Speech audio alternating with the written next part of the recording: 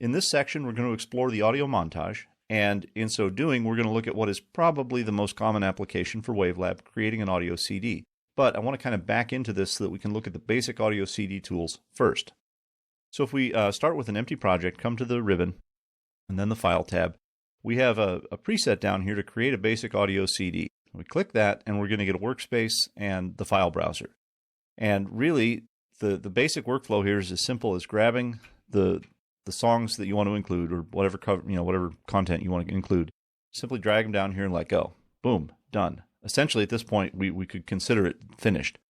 And we come over here and check CD conformity, and it says, yep, this is all good. Everything's fine.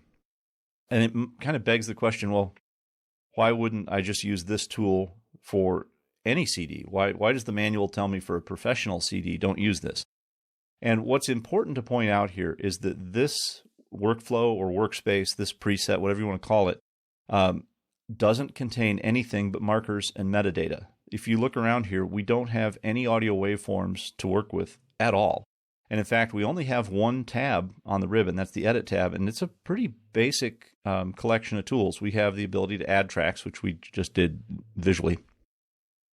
You do have some options for silence between markers. You can put in a UPC code and so forth. You have the option to, as we just saw, you can check conformity, and you have the option here to actually burn to a piece of plastic or create a DDP image, which is a disk description protocol. And essentially a DDP file, if you've not worked with them, is a virtual CD. And very often that's actually what a pressing plant will request instead of a piece of physical media. They'll want the DDP file that they load into the machine, and then it makes the plastic discs from there. But it's in terms of zeros and ones, it's identical to what ends up on the CD. It's essentially a digital master. And you have a couple of different options here to clone and export, and then this one, which we'll get to in a minute, to turn this into a montage. But my point here is you can't go in and adjust any levels. You can't adjust crossfades. I mean, you can adjust the space between tracks, but that's about it. And you're really even pretty limited in naming and so forth. Now, the ISRC and the comment field, this is all metadata that's being inherited from the source file. You can go in and do a little bit of manual override here. And I think we mentioned this in a previous chapter or two, but just to reiterate, if there's one piece of metadata to include on your CD or your client CD, it's that ISRC, because that's the digital thumbprint that ties the content back to the creator, the royalty holder, license holder, and so forth. If you don't have that, it's not going to show up when it's streamed, when it's played on the radio, when it's downloaded, etc. That's the key to monetizing anything, is that ISRC code. But in any case, we can essentially change the order here, and we can export it a couple of different ways, but that's it. We can't really do any editing, and that's why this dialog, this workspace, is called the basic audio CD. If you just need to grab some files that are already how you want them, put them together, get them out the door, this is a very quick way to do it. It makes it very simple, but you don't have a whole lot of flexibility, and that's why the manual says just use this for basic stuff. And that's why they renamed it. Used to be called, I think, Create CD, and then they changed the name in Wavelab to Create Basic CD, kind of to punch up that aspect. Okay, so what they do recommend is using the audio montage window, which is really what we want to focus on here. And we have this button at the end that says convert this to an audio montage. And I'm just simply going to click that. And now, if we look in our file group over here, Untitled 1 is that basic CD. And now we have a second tab called Untitled 2, which again, we can right-click, come down to Info, and change that name directly. I don't know why all my stuff has to be awesome, but this whole course, everything's been my awesome this or that, so why change now? So we go back to View, and here's my awesome CD. Now you can see the content is the same. It's the songs that just came over from the basic list. But now we're dealing with actual audio files. We have the ability to do all kinds of stuff to them. So just to, we'll leave the subject of how the CD works for just a moment, and I want to do a little overview of the audio montage, touch on some stuff that we grazed over in Chapter 1. But if you want to add tracks, you can come in here and do that up to a maximum of 8 stereo tracks. And probably most of the time you'll end up using, for a CD anyway, you'd use up one stereo track in a linear fashion. But You do have the option to move stuff into adjacent tracks. That gives you a little more flexibility in terms of editing and so forth. And again, you could come in here and add, depending on the nature of the work you're doing, you can add a mono track to that for background dialogue, whatever. So suddenly we're in a multi-track, multi-clip environment, and we're actually dealing with the audio itself. So again, to review, you can change the volume envelopes here. If we come over to the envelope tab for each selected clip, we can change that from volume to pan, and the line in the middle now controls the panning. And to reiterate, the volume or the envelope controls here are Wavelab's version of automation. We'll come back to this one and we'll change it back to volume. And we can get in here and double click and add additional points, and we can make changes over time and so forth. And now I'd like to walk through the ribbon and go over the tools that are different in the audio montage from what we saw in the audio editor and some of our other workspace environments. Now the view tab is almost identical. You can navigate by cursor, affect the scrolling, the playback and stuff. But when you get to the edit tab, you have a couple of different things going on here. And one of them is the grouping tools over here. If you come to the auto grouping and select global, this is going to move clips on adjacent tracks together, anything essentially downstream of it. And you can come up to the ripple edit and work on either a global or a track level as well. And that's going to have that's going to impact stuff up and downstream. So if you need to move the whole shebang one way or another, you can use those grouping tools to get a handle on everything at once and not mess up the spacing in between them and so forth. Then on a similar note, if we select a clip here, we have the nudge dialog, and if you open this the target window, it's going to let you nudge a lot of different stuff. So I'm going to turn off the auto select, and of course we have left and right edge position. That's pretty intuitive to what nudge would mean. But look down in the middle here.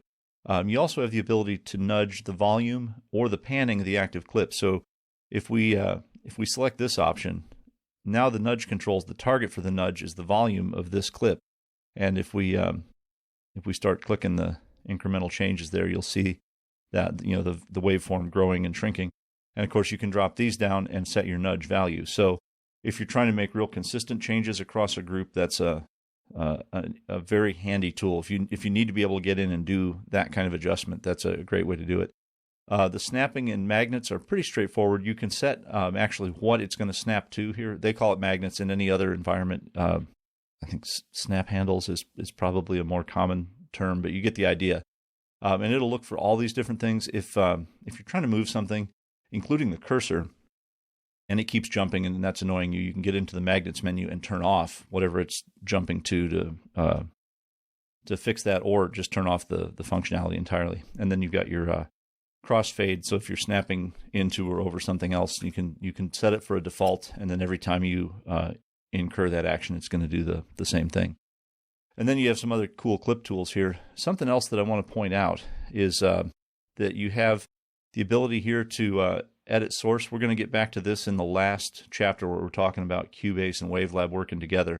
But that's what this tool is about. We can, provided that the source is integrated with Wavelab correctly, you can jump right back over into the original source file and make mix changes and stuff. We'll see that in the last chapter, but it's very cool. So those are some handy maneuvering tools here. Let's jump over to the insert menu just briefly, or the insert tab. And I want to point out that here are all of your various marker tools, just like we've seen in previous chapters. And because this came over from the basic CD dialog, you can see those red start and stop markers here. You can pull in anything you want, or to get rid of a marker, just click it and drag it up and it goes away. Now you also have the option to add audio files through this dialog. These got here from the conversion from the basic audio CD. You could bring them in here, or again, you can just drag them down from the file menu up there, or navigate to any place in your hard drive and so forth. And we'll get to this in the process tab, but you can actually bring entire audio montages, or what are sometimes called super clips, in. And we'll look at that in just a second. And then you have some substitution and clone tools over here if you have two versions and you want to swap them around. Lots of editorial tools and stuff. Now on the process tab itself, this is a little bit limited compared to the tool set we saw in the editor. But there are two things that are really significant here. One is this normalizer. And if you open this up, This is, again, a loudness control tool. And you just walk through the dialog. It's going to give you a lot of options for what you're doing with the clips, what you're doing with the montage, and then what it's doing during the master section output. So if you need to make everything on the CD quieter or louder or fit within certain parameters, this gives you a handy way to do it. Of course, you can go through clip by clip and achieve everything that the normalizer does just by manually tweaking your volume levels and stuff across the project. This will just basically speed up that process. You have some pitch shifting tools and splitting tools and stuff, but this dialogue at the end here, the super clip, is interesting because in its initial incarnation, the idea here was that you would have many audio files and then you would compile them in one audio montage. But as you can see, the montage workspace provides some tools that you don't have elsewhere. And you could run into a situation where every single clip on your project or your timeline here could benefit from the montage tools, and yet there's only one set of those for the whole thing. So what you can do is you can set up a montage for each individual clip, and whenever you do that, they call it a super clip, and you could have each one of these audio files sort of contained in its own audio montage, and you could tweak the tools, the montage tools for that, and then combine them all together into one big one. Whenever you do that, whether you're putting a bunch together or putting one into its own, they use the same language. They call it a superclip, but that's what the superclip concept is all about. So if you want to use these tools, say, differently on every single song in your album, you can do that. You can come over here to the process tab, put everything in its own. So we take an active audio file and hit superclip, and I'm just going to change this to super. All right. And it wants us to, I'm going to cancel out of this. Everything has to be saved into all of its component pieces first, and then you can compact them into super clips and work on them. But that's a tool that only exists here on the process tab in the audio montage. And that's the basic idea. Now, the other thing that's kind of interesting here is this time stretch to cursor. So if you're trying to hit a real specific length of time, this is another way to achieve that. We've seen about a half a dozen different ways you can change the length of a clip. Let me just jump into the middle of this tune here, just because we've used it before. And there's your default crossfade tools at work in the yellow. If we pull this over to the end of the montage, and let's say for whatever reason we've decided that we want this piece of audio to finish where the cursor is there, just past 22 minutes. Set the cursor there, select the clip in question, and then simply hit time stretch to cursor, and it'll give you a few options on how you want to do it, quality and so forth. But essentially, just hit OK. You can see the working dialog spin over the tab name there, and now it's jumped out to that new duration. But what I want to show you, if we undo that, let's just take a couple seconds, listen to the middle of this. My match. Streets are a scare. It's a jungle down there. Look out! Okay, that's how the thing sounds at normal speed. If we apply this time stretch, it's going to do the same thing again. What's amazing to me is the fact that it doesn't change the audio quality noticeably, just the time. It's a dangerous world.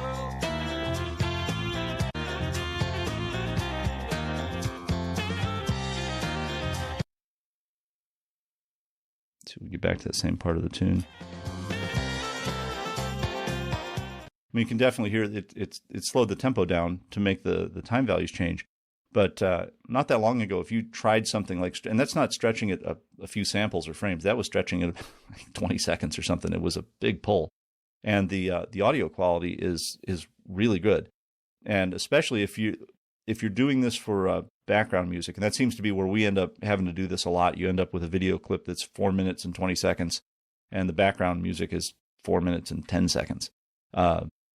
This gives you a handy way to make that match. And unless somebody's intimately familiar with the core material, they're never going to notice. It's pretty amazing. So the rest of the tab here is pretty self-explanatory. Your fade tools, again, if we're moving one thing on top of another, we're going to get fade dialog in there. and we can add points by double-clicking the line and adjusting how that works.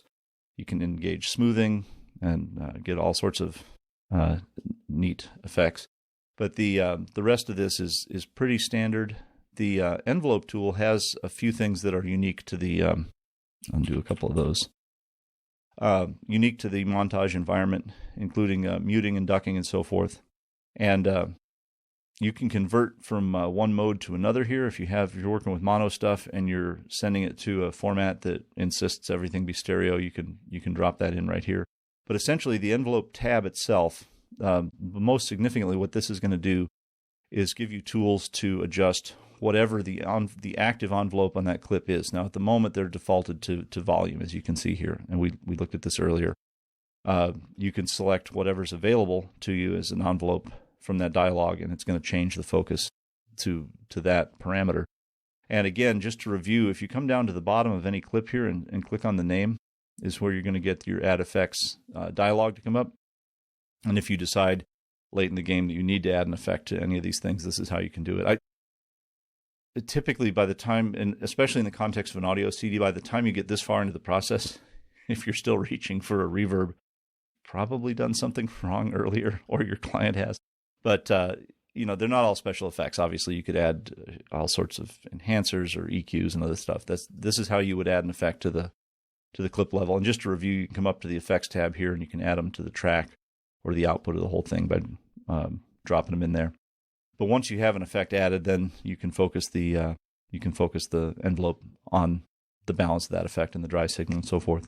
Analyze is pretty straightforward. We have the ability to move our monitors to each of these different phases of the production again. So if you want to monitor as it's going through the render process, for example. And then the last tab here is the render tab itself. And this is going to take us into our next section on the master section and the mid-side processing and all of that stuff. And so when you get all of your various adjustments done here, let's get back to the marker window. This being probably, in the context of a CD, this being absolutely critical is the metadata. Once you're all set, you're going to come down to the render tab, and you have a couple of different options that are important to look at here in terms of what you're including or excluding. And the options like a cue sheet, if you do this as it says, you're going to generate a text file that has all the particulars. Basically, everything that you're seeing in the marker window up here is going to pop up on a text file. And that can be a real time saver. I've seen lots of people, after they get their CD done, then they're looking at it on the screen and they're typing in all the titles and running times and stuff. It'll do that for you. You also have the option, once you've rendered it, if you're familiar with Cubase, how when you output there, it gives you the option to take the final mix and incorporate back into the project as another track. This is essentially that same function. And critically, you have the ability to bypass the master section a couple of different times here. Those should be turned off, but one problem you can run into is if you set up stuff in the master section like we're about to take a look at, and you keep rendering it and it's not working, the instinctive thing to do is, well, how did I configure the master section wrong? Do I have something bypassed over here? Do I have, you're looking at all that stuff. You may have the option set incorrectly in the render dialog itself further upstream, so the problem wouldn't be immediately obvious there. And then obviously once you're there, you're going to hit the start button and create the render. And that's going to take us to our next to last topic here. We'll get into the master section and we'll take a brief look at mid-side processing and all the stuff that you can do after you have your awesome CD ready to go.